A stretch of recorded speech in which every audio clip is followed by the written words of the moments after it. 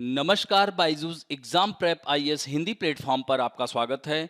दोस्तों, आज हम लोग 28 अक्टूबर 2022 के द हिंदू समाचार पत्र का विश्लेषण करेंगे, जो कि आपके आगामी संघ लोक सेवा आयोग की प्रारंभिक एवं मुख्य परीक्षा के दृष्टिकोण से लाभदायक सिद्ध हो सकता है।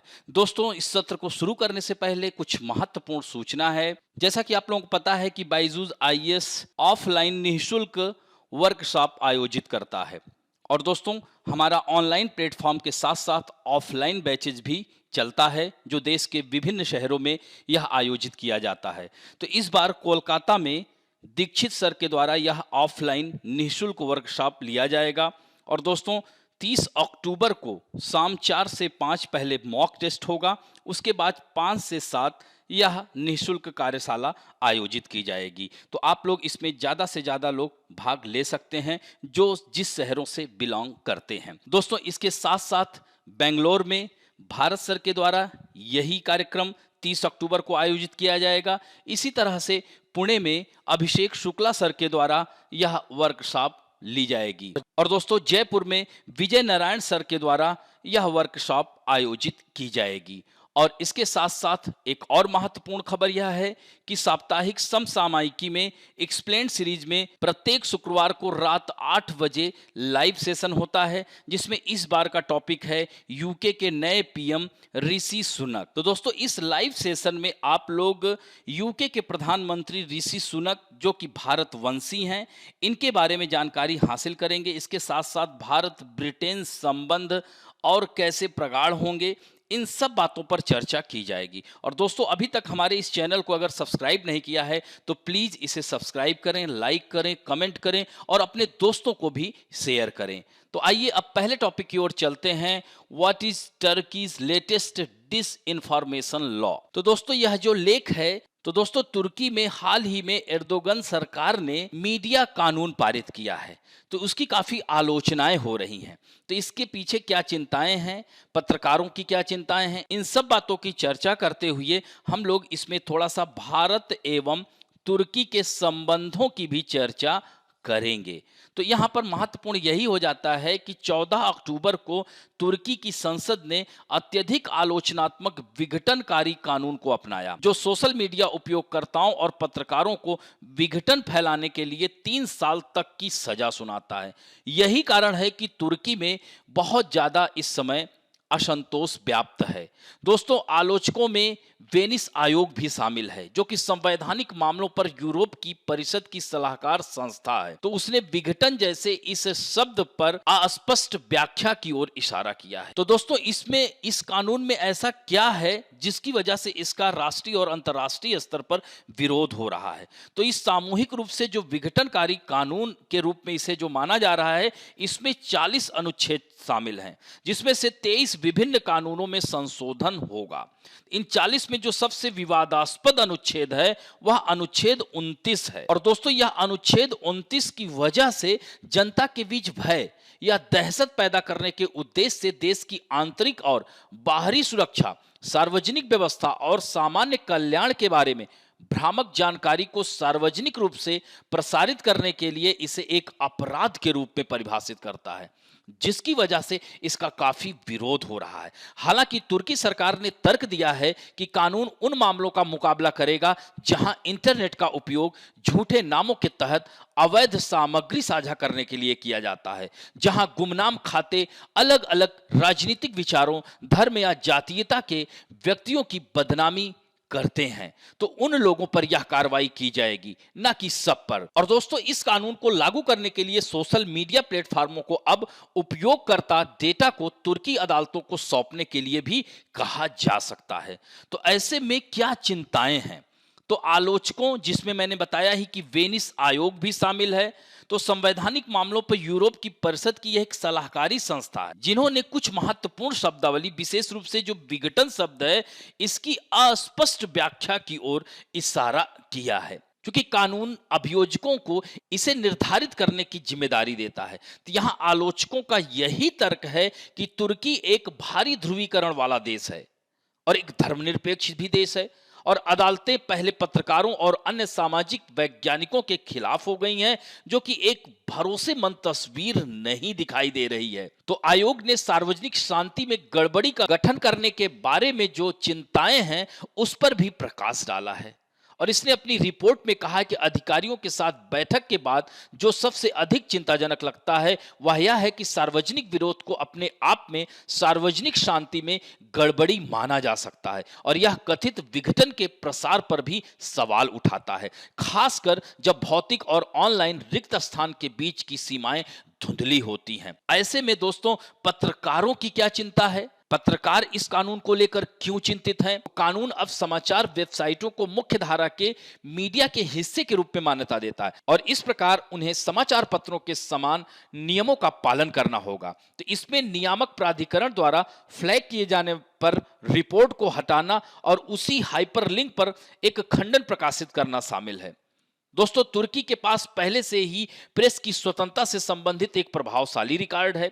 जैसा कि अभी 2022 का प्रेस फ्रीडम इंडेक्स में आपने देखा होगा कि 180 देशों में तुर्की का 149वां स्थान है। इसके अतिरिक्त पत्रकार संघ तुर्की की एक रिपोर्ट के अनुसार पिछले साल 270 से अधिक पत्रकारों पर मुकदमा चलाया गया, जबकि 57 अन्य पर शारीरिक हमला किया गया और 54 समाचार वेबसाइटों तथा 1355 लेखों को अवरुद्ध कर दिया। यही कारण है कि पत्रकार तुर्की में चिंतित दिख रहे हैं और उनकी स्वतंत्रता, उनके नैतिक अधिकार, उनके मौलिक अधिकारों को कुचला जा रहा है। तो काफी असंतोष है और पत्रकार भी चिंतित हैं और अन्य लोग भी चिंतित हैं। इसके साथ साथ दोस्तों, थोड़ा सा हम लोग भारत टर्की संबंध के बारे में चर्चा करेंगे।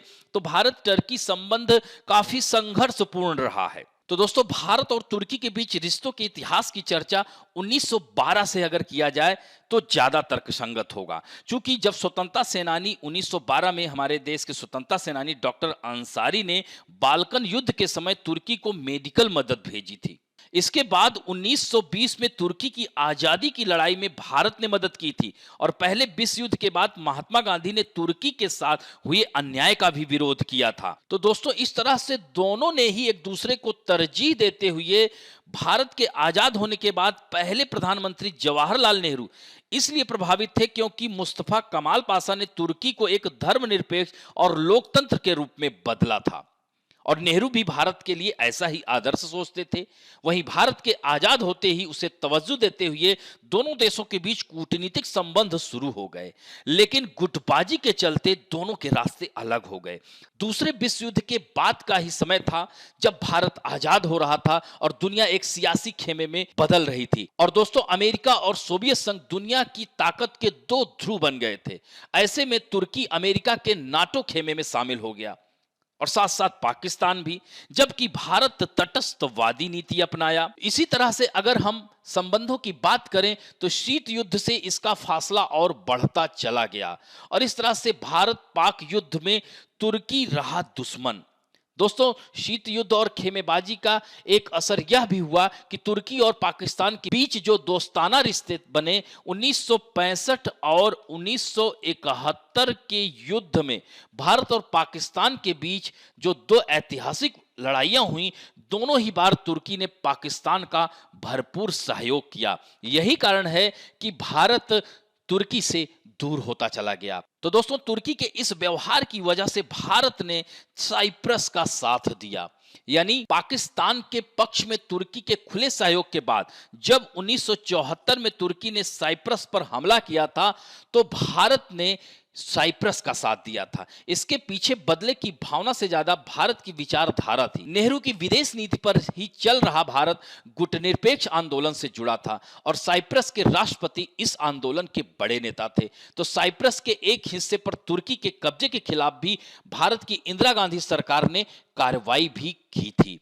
दोस्तों, फिर उसके बाद फिर करीबी होने का प्रयास किया गया और 80 के दशक में दोनों देशों के लिए चूंकि यह अहम रहा, मुस्लिम देशों ने ऑर्गेनाइजेशन ऑफ इस्लामिक कॉरपोरेशन संगठन बनाया जिसमें अरब और यूएई काफी सक्रिय हो रहे थे। तो दूसरी तरफ भारत और पाकिस्तान के बीच कश्मीर का मुद्दा नाजुक हो चला था। तो 1984 में राजीव गांधी जब प्रधानमंत्री बने तो उन्होंने तुर्की के साथ संबंध बेहतर करने की कोशिश की। बाद में नरसिंहा राव और अटल बिहारी वाजपेयी सरकार ने भी तुर्की का दौरा कर संबंध को बेहतर करने की कोशिश की थी और धीरे धीरे दोनों के संबंधों में प्रगाढ़ता लाने का प्रयास भी किया गया। लेकिन कश्मीर मुद्दे पर तुर्की संयुक्त राष्ट्र में बोल दिया, जिसकी वजह से भारत फिर नाराज हो गया। हालांकि दोनों के बीच व्यापारिक संबंध काफी अच्छे हैं और वर्तमान समय की मांग है कि दोनों को पुरानी बातों को भूलते हुए आपसी संबंधों को बढ़ाना चाहिए। तो ऐसे में देखते हुए भारत तुर्की संबंधों को अपनी पारस्परिक हितों को और प्रगाढ़ करने के लिए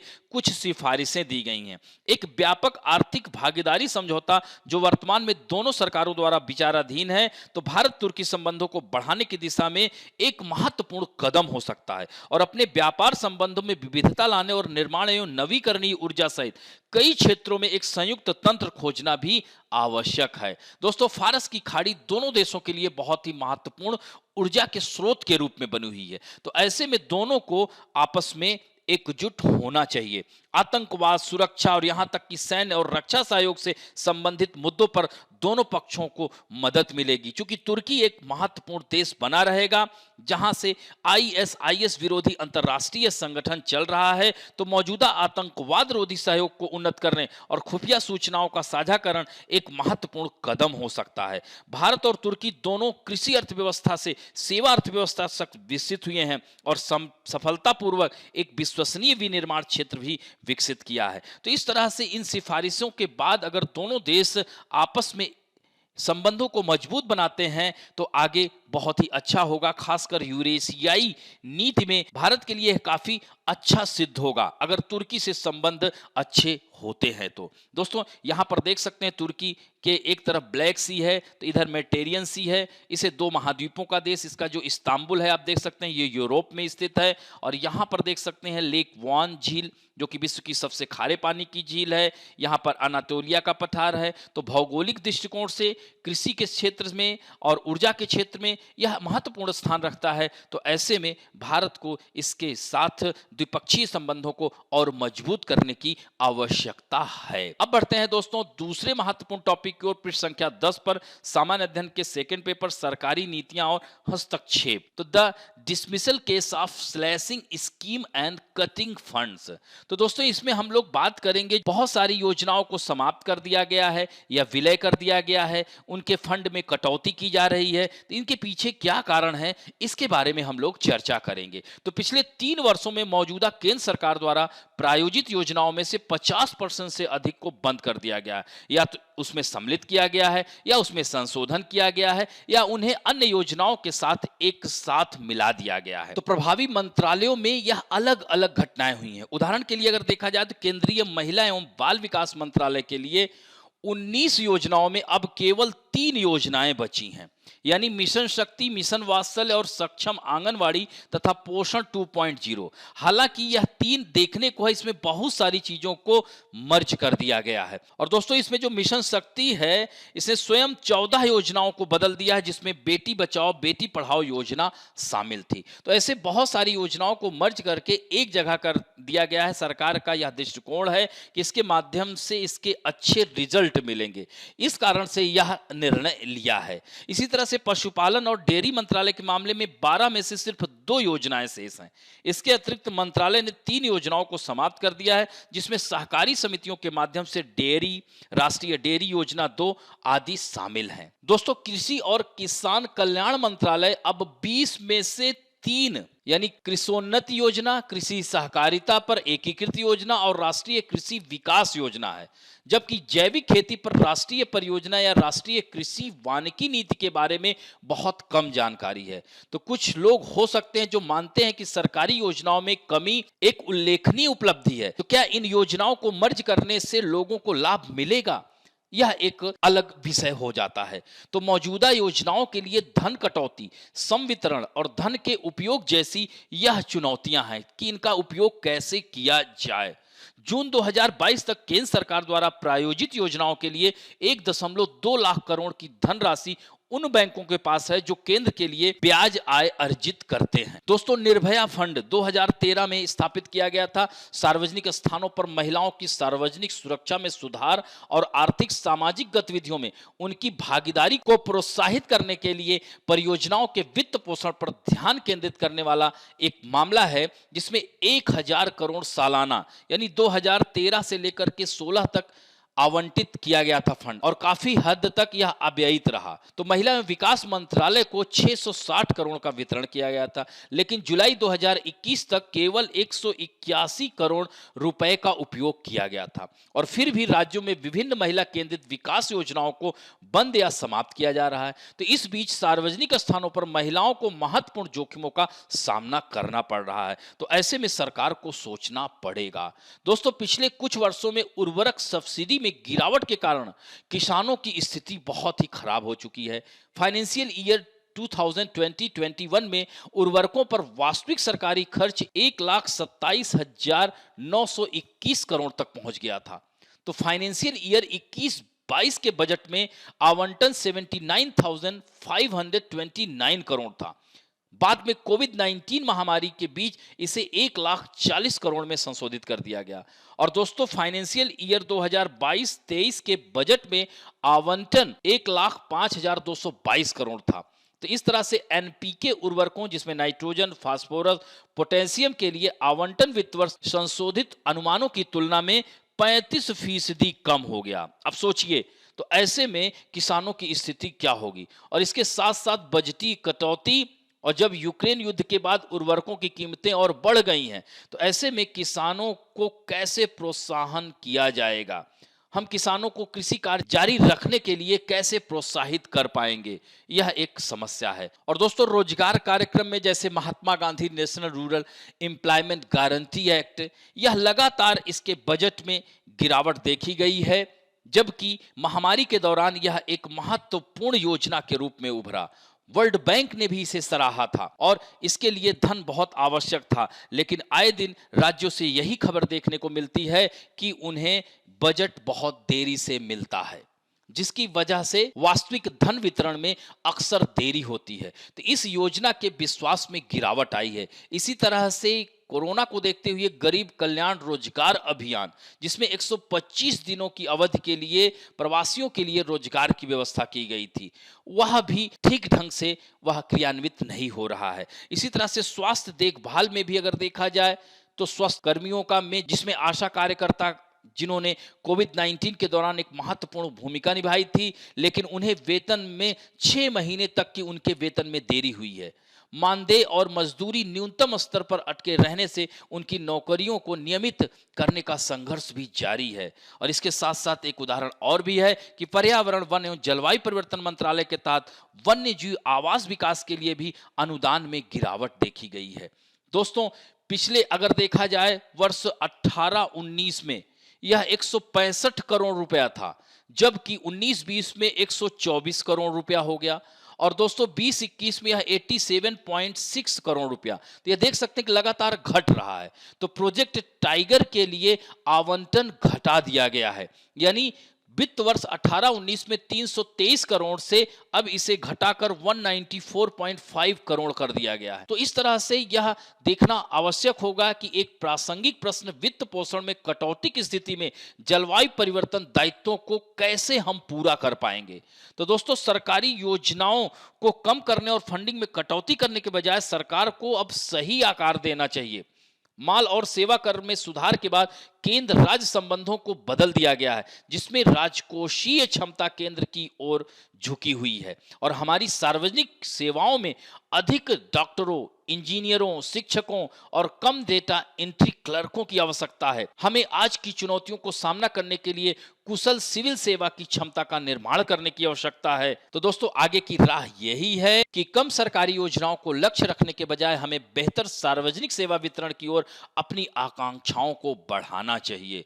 अब बढ़ते हैं तीसरे महत्वपूर्ण टॉपिक की ओर। पृष्ठ संख्या 6 पर आया है, इसको हम इतिहास से जोड़ सकते हैं। तो दोस्तों इसमें हम बात करेंगे भारत में प्राचीन काल से देवी देवताओं की छवियों के साथ सिक्का बनाने की एक लंबी परंपरा रही है। तो दोस्तों सिक्कों के अध्ययन अर्थात मुद्रा शास्त्र के आधार पर सिक्कों पर राजाओं तथा देवताओं के चित्र तथा तिथियों के उल्लेख के कारण राजवंशों के राजनीतिक इतिहास और उनके व्यापारिक प्रचलन, समकालीन आर्थिक इतिहास एवं धार्मिक प्रतीकों व लेखों के उत्कीर्णन के कारण तत्कालीन कला और प्रचलित धर्म के बारे में व्यापक ऐतिहासिक निष्कर्ष निकाला जा सकता है। तो इतिहासकारों के अनुसार मध्य एशियाई क्षेत्र से आने वाले तीसरी शताब्दी ईस्वी तक शासन करने वाले कुषाणों ने सबसे पहले अपने सिक्कों पर देवी लक्ष्मी की छवि का इस्तेमाल किया था। दोस्तों कुषाण राजाओं द्वारा जारी किए गए सिक्कों पर शिव, बुद्ध, ग्रीक और रोमन देवताओं के चित्र मिलते हैं, जिससे तत्कालीन राजाओं की धार्मिक सहिष्णुता और उदारता का पता चलता है। दोस्तों कुषाण शासन के दौरान उज्जैनी, कौशाम्बी, विदिशा, वाराणसी, तक्षशिला के शहरी प्रशासन द्वारा जारी किए गए सिक्कों का मिलना तत्कालीन शहरी स्थानीय प्रशासन की ओर इशारा करता है। इसी तरह से सातवाहन काल में सिक्कों के ढलाई की तकनीक उन्नत अवस्था में थी। इस काल में लोग रोमन सिक्कों की नकल बना लेते थे। और दोस्तों सातवाहनों ने अधिकांशतः शीशे, तांबे एवं कांसे के सिक्के चलाए और जानकारी यही मिलती है कि इन शासकों ने दक्षिण के खनिज स्रोतों का भी उपयोग किया था। भारी संख्या में रोमन और सातवाहन सिक्के पूर्वी दक्कन में गोदावरी और कृष्णा क्षेत्र के साथ साथ मिले हैं यहाँ पर। तो दोस्तों मुद्रा शास्त्र के अध्ययन के द्वारा हमें कुषाण एवं सातवाहन काल में सामाजिक, आर्थिक और राजनीतिक इतिहास के बारे में विस्तृत जानकारी मिलती है इन सिक्कों के माध्यम से। इसी तरह से विजयनगर के राजाओं ने भी हिंदू मूर्तियों के साथ सिक्कों का इस्तेमाल किया। विजयनगर के राजाओं के पास सिक्कों की ढलाई का एक अलग डिपार्टमेंट ही था। मुख्य टकसाल हम्पी में स्थित था। हरिहर द्वितीय ने ब्रह्मा, सरस्वती, विष्णु, लक्ष्मी और शिव पार्वती वाले सिक्कों की शुरुआत की थी। दोस्तों अभी हाल ही में दिल्ली के मुख्यमंत्री केजरीवाल ने करेंसी में गणेश जी के चित्र के लिए बात कही है। दोस्तों इसी तरह से मोहम्मद गोरी द्वारा चलाए गए मां लक्ष्मी की तस्वीर वाले सिक्के भी हैं, तो अकबर के चलाए गए सिया राम की तस्वीर वाले सिक्के भी हैं। तो गोरी का एक सिक्का जिसके चित्र में बैठी हुई लक्ष्मी का अंकन है, तो पट में देवनागरी में मोहम्मद बिन साम उत्कीर्ण है। तो ऐसा गौरी ने क्यों किया था? तो दोस्तों इसके पीछे वजह यही है कि गौरी ने हिंदू जनता को नई मुद्रा के चलन को स्वीकार न करने के रणनीतिक उपाय के रूप में हिंदू शासकों, चौहान और तोमर वंशों के सिक्कों के प्रचलन को जारी रखा। और उस समय भी हिंदी भाषा जनता की भाषा थी और गौरी अपने शासन की सफलता के लिए भाषा का आश्रय लेना चाहता था। वो हिंदू जनता को यह भरोसा दिलाना चाहता था कि यह केवल व्यवस्था का स्थानांतरण मात्र है। हालांकि बाद में बहुत कुछ उसके शासन काल में बदलता चला गया। इसी तरह से अकबर ने अपने शासन काल में राम सिया के नाम पर एक सिक्का जारी किया और चांदी के इस सिक्के में राम और सीता की तस्वीरें उकेरी गई, तो दूसरी तरफ कलमा खुदा हुआ था। तो इतिहासकार इरफान हबीब इस सिक्के जैसी कुछ बातों के आधार पर अकबर को सांप्रदायिक सौहार्द बढ़ाने वाला शासक बताते हैं। इतिहासकार ये भी बताते हैं कि भारतीय जनता से रिश्ते मजबूत करने के लिए ऐसी शुरुआत इंडो यूनानी शासकों के समय से ही होने लगी थी। उन्होंने बुद्ध, शिव, कृष्ण की आकृति वाले कई सिक्के चलाए थे, जिनको हेराक्लीज जैसे यूनानी नामों से वो लोग संबोधित करते थे। जैसा कि मैंने बताया कुषाण वंश में कनिष्क ने सोने के सिक्के चलवाए ही थे, तो यह महत्वपूर्ण था। अब बढ़ते हैं पृष्ठ संख्या 1 और 12 पे आया हुआ है। इसको सामान्य अध्ययन के थर्ड पेपर न्यायाधिकरण से डाल सकते हैं कि states should have a uniform policy on law and order. तो हमारे देश के गृह मंत्री ने कहा है, तो हमारे देश के गृह मंत्री ने यही कहा है कि कानून व्यवस्था पर राज्यों को एक समान नीति होनी चाहिए। तो दोस्तों इसमें बात करेंगे हम लोग एनआईए के बारे में, उसकी स्थापना के बारे में, उसकी शक्ति के बारे में, उसके पास उसका क्या अधिकार क्षेत्र है, इसके बारे में चर्चा करेंगे। तो दोस्तों खबर यही है कि केंद्रीय गृह मंत्री ने कहा है कि राज्यों की एक समान कानून और व्यवस्था की नीति होनी चाहिए, क्योंकि सीमा पार आतंकवाद और साइबर अपराध जैसे कुछ अपराध क्षेत्रीय और अंतर्राष्ट्रीय सीमाओं से परे हैं। तो 2024 तक आतंकवादी गतिविधियों का मुकाबला करने के लिए प्रत्येक राज्य में एक राष्ट्रीय जांच एजेंसी का कार्यालय होगा, क्योंकि एजेंसी को अतिरिक्त क्षेत्रीय अधिकार क्षेत्र दिया गया था और आतंकवाद से संबंधित मामलों में संपत्ति को जब्त करने के लिए अतिरिक्त अधिकार दिया गया है। तो ये तो रही खबर दोस्तों। अब यहां पर यही आ रहा है कि राष्ट्रीय जांच एजेंसी है क्या। तो यह भारत की एक प्रतिष्ठित आतंकवाद विरोधी संस्था है और इसका मुख्य काम आतंकवाद को समाप्त करना है। यह देश की संप्रभुता, सुरक्षा और अखंडता को प्रभावित करने वाली शक्तियों की जांच करता है। दोस्तों, इसकी स्थापना 31 दिसंबर 2008 को हुई थी, जो 26/11 जो मुंबई हमला हुआ था उसके बाद ही इसकी स्थापना की गई थी। और दोस्तों, इसका हेड ऑफिस दिल्ली में ही है। और यह कैसे कार्य करती है, तो एक स्वतंत्र जांच एजेंसी है जो आतंकवाद के सपोर्टर, जाली मुद्रा, अवैध हथियार, नशीली दवाओं और मानव तस्करी जैसे मामलों की जांच एवं इनसे संबंधित महत्वपूर्ण सूचनाएं गुप्त रूप से जुटाती है। और दोस्तों, जांच पूरी होने के बाद एनआईए मामले से जुड़े सबूतों को विशेष एनआईए कोर्ट में पेश करती है। और इसकी शक्तियों की बात की जाए तो यह जांच एजेंसियों से अलग इसको विशेष अधिकार प्राप्त किया गया है। और दोस्तों, 2019 में इसमें संशोधन भी किया गया, इसको और भी अधिकार दे दिया गया है। तो यह देश में कहीं भी आतंकवाद से जुड़े मामले की जांच कर सकती है। यह NIA atomic energy act 1962, UAPA act 1967 के तहत होने वाले अपराधों की भी जांच करती है। यही नहीं, एनआईए विदेशों में भारतीयों के खिलाफ हुए अपराधों की भी जांच कर सकती है। तो यह इतनी महत्वपूर्ण एजेंसी है। अब बढ़ते हैं दोस्तों पृष्ठ संख्या 13 पर। सामान्य अध्ययन के थर्ड पेपर विज्ञान एवं प्रौद्योगिकी के अंतर्गत डाल सकते हैं। तो दोस्तों, इसमें हम लोग बात करेंगे मिलिट्री ट्रांसपोर्ट एयरक्राफ्ट C-295 के बारे में। इसकी क्या खासियत है, इसके बारे में चर्चा करेंगे। यानी PM to launch foundation stone for C-295 aircraft plant in Gujarat on October 30, यानी 30 अक्टूबर को गुजरात के वडोदरा में भारत के प्रधानमंत्री के द्वारा इस मिलिट्री ट्रांसपोर्ट एयरक्राफ्ट के मैन्युफैक्चरिंग यूनिट की आधारशिला रखेंगे हमारे देश के प्रधानमंत्री। तो दोस्तों, इस प्लांट में C-295 मिलिट्री ट्रांसपोर्ट एयरक्राफ्ट का निर्माण किया जाएगा। तो दोस्तों, यहां पर आप देख सकते हैं कि प्रधानमंत्री इसे 30 अक्टूबर को इसकी आधारशिला इस प्लांट की रखेंगे और मेक इन इंडिया तथा घरेलू विमान निर्माण को बढ़ावा देने के लिए इस परियोजना की शुरुआत की जा रही है।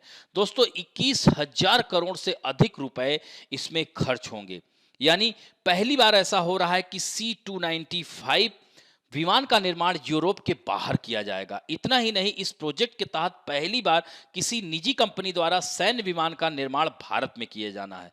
और इस प्रोजेक्ट पर 21,935 करोड़ रुपए खर्च होंगे। इस विमान का उपयोग नागरिक उद्देश्यों के लिए भी किया जा सकता है। तो दोस्तों, यहां पर 56 विमानों का निर्माण किया जाएगा। यानी प्रोजेक्ट के तहत कुल 56 विमानों का निर्माण किया जाना है। लेकिन सुरक्षा संबंधी कैबिनेट समिति ने 8 सितंबर 2021 को Airbus defence and space Spain से 56 C-295 मेगावाट परिवहन विमान की खरीद को मंजूरी दी थी। तो इन 56 में से याद रखना 40 का निर्माण हमारे भारत में ही होगा और उसे टाटा एडवांस कंपनी के साथ बड़ोदरा में ही यह बनाया जाएगा। तो दोस्तों, इसकी खासियत क्या है, तो यह C-295 विमान की खासियत यही है कि यह मालवाहक विमान के तौर पर इसका उपयोग किया जा रहा है। इस विमान में करीब 6 टन का पेलोड ले जा सकता है। यह विमान करीब 11 घंटे तक उड़ान भर सकता है। विमान में 71 सैनिक और 50 पैरा ट्रूपर्स एक साथ ले जाए जा सकते हैं। और दोस्तों, मौजूदा समय में भारत के पास इस रेंज में सिर्फ एक एवरो एयरक्राफ्ट है और वो भी काफी पुराना हो चुका है। तो C-295 इन्हीं विमानों की जगह लेगा। तो यह भी महत्वपूर्ण खबर थी। दोस्तों, अब विविध समाचारों में हम लोग बात करेंगे male and female cricketer to be paid the same amount. तो दोस्तों, समानता के अधिकार को देखते हुए, यानी अनुच्छेद 14 में समानता का अधिकार है। महिला सशक्तिकरण में बीसीसीआई का प्रमुख योगदान दिख रहा है। तो भारतीय क्रिकेट कंट्रोल बोर्ड के सचिव जय शाह ने एक बड़ा ऐलान करते हुए भारतीय महिला खिलाड़ियों की मैच फीस भी अब पुरुष खिलाड़ियों के बराबर होगी, ऐसा उन्होंने कहा है। इससे पहले न्यूजीलैंड में यह नियम लागू हो चुका है। तो इस तरह से बीसीसीआई महिला क्रिकेटरों को उनके पुरुष समकक्षों के समान मैच फीस का भुगतान किया जाएगा। टेस्ट जैसे 15 लाख रुपया है, वनडे के लिए 6 लाख और T20 के लिए 3 लाख रुपया फीस है। तो दोस्तों बीसीसीआई के बारे में यहाँ पर देख सकते हैं। और दूसरी महत्वपूर्ण जो विविध समाचारों में खबर है वह मैप बेस्ड है। तो दोस्तों पूर्वी अफ्रीका में स्थित देश कीनिया है, यहाँ पर आप देख सकते हैं। तो न्यू कैबिनेट सॉर्न इन 2 मंथ आफ्टर इलेक्शन, यानी केन्या के राष्ट्रपति विलियम रूटो, ये विलियम रूटो साहब हैं, इनके मंत्रिमंडल ने कड़े मुकाबले में मामूली जीत के 2 महीने बाद शपथ ली है। तो ये तो रही खबर। अब दोस्तों यहां पर महत्वपूर्ण यही हो जाता है, इसको मैप के आधार पर यहां पर देख सकते हैं कि इंडियन ओशियन को यह स्पर्श कर रहा है, यानी इसके उत्तर में अगर देखा जाए तो इथोपिया है, यहां साउथ सूडान है, इसी तरह से पूर्व में अगर देखा जाए तो सोमालिया है, हिंद महासागर है, और दोस्तों दक्षिण में अगर देखा जाए तो तंजानिया देश पड़ता है, और इसके पश्चिम में अगर देखा जाए तो विक्टोरिया लेक जो कि अफ्रीका महाद्वीप की सबसे बड़ी लेक है, 3 देशों की सीमाओं को स्पर्श कर रही, युगांडा, कीनिया और तंजानिया को कर रही है। दोस्तों इसके साथ साथ यहां पर देख रहे हैं पश्चिम में युगांडा देश स्थित है, और दोस्तों कीनिया की जो सबसे ऊंची चोटी है माउंट कीनिया, यहां पर आप देख सकते हैं, जो कि 5199 मीटर ऊंची है। यह कीनिया की सबसे ऊंची चोटी है। और दोस्तों अफ्रीका महाद्वीप की जो सबसे ऊंची चोटी माउंट किलिमंजारो कीनिया और तंजानिया की सीमा पर ही स्थित है। दोस्तों यहाँ पर जो मसाई जनजाति पाई जाती है, याद रखिएगा, यहाँ पर कीऊ जनजाति पाई जाती है, लिऊ जनजाति पाई जाती है, और यह मसाई जनजाति कृषि करते हैं, और मसाई जनजाति के घरों को क्राल कहा जाता है। और ये लोग, इनका घर ऐसे, यहाँ पर आप देख सकते हैं, ये क्राल का जो मुहाना होता है, इसका जो गेट होता है बहुत छोटा होता है, तो ये लोग इसमें से ऐसे ही अंदर रेंग करके अंदर जाते हैं, क्योंकि जैसे बड़े पशु इसमें ना जा सकें। दोस्तों विषुवत रेखा इसके बीचों बीच होकर गुजरती है, और यहाँ पर देख सकते हैं कि डेजर्ट भी पाया जाता है, यह नेशनल पार्क हैं, तो इन्हें आप लोग मानचित्र में जरूर देखिएगा। अब बढ़ते हैं मुख्य परीक्षा अभ्यास प्रश्न। सरकारी योजनाओं को कम करने और फंडिंग में कटौती करने के बजाय सरकार को सही आकार देना चाहिए, विश्लेषण करें। तो इससे संबंधित हम लोगों ने चर्चा की है। दूसरा प्रश्न है, क्या वर्तमान में नई दिल्ली और अंकारा के लिए द्विपक्षीय संबंधों को सुधारने का बेहतर समय है, विश्लेषण करें। तो दोस्तों इसमें हमने भारत तुर्की जो संबंध के बारे में चर्चा की है, उसी को, यानी जो दूसरा पार्ट की चर्चा की है उसको जो है आपको बताना है, और यहां पर उत्तर लिख सकते हैं। और आज के लिए आप लोगों के लिए प्रश्न है जो कि आप लोग बहुत ही अच्छा उत्तर दे रहे हैं, और मैं ही आप लोगों से अपेक्षा करता हूं कि सभी लोग इसका उत्तर दें। तो दोस्तों आज के लिए आप लोग ये बहुत ही सरल प्रश्न है, इसका उत्तर जरूर आप लोग दीजिएगा। पहला प्रश्न है, वान झील किस देश में स्थित है? दूसरा प्रश्न है, विक्टोरिया झील किन किन देशों के मध्य स्थित है? तो इस तरह से दोस्तों आज का अंक यही समाप्त करते हैं। आशा करता हूं कि आज का वीडियो आप लोगों को अच्छा लगेगा। यदि अच्छा लगे तो प्लीज लाइक, शेयर, सब्सक्राइब और बेल आइकन दबाना ना भूलें। धन्यवाद।